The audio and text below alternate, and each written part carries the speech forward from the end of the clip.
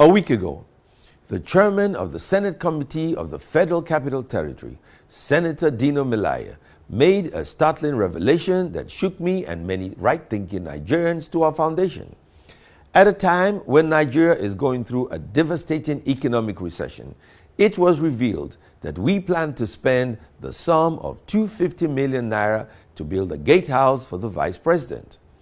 Whenever I think of the budgetary provision of 250 million naira to build a gatehouse, I am moved by the inequalities of Nigeria.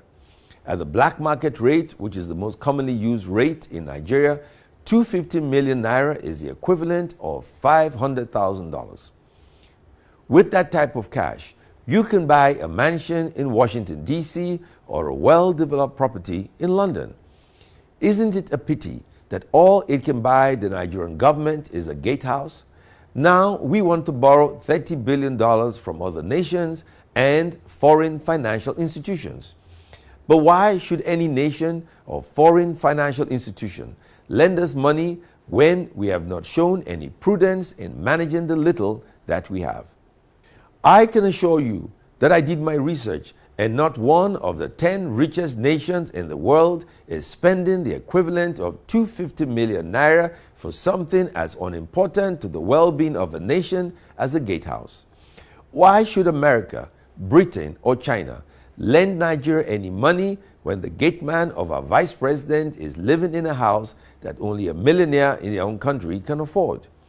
Should they lend us $30 billion so we can build more luxurious and befitting gatehouses for other public officials? Is this the change we promise Nigerians?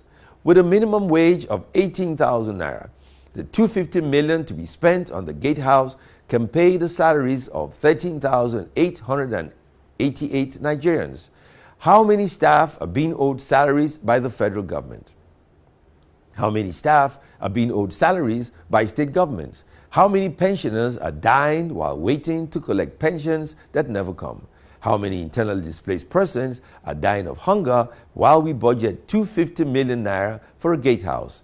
The 250 million can feed 1 million people for a day and 200,000 people for a week. We really must make better use of our scarce resources at this time. We cannot expect others to lend us from their own hard-earned resources when we have demonstrated a propensity to squander the little that we have.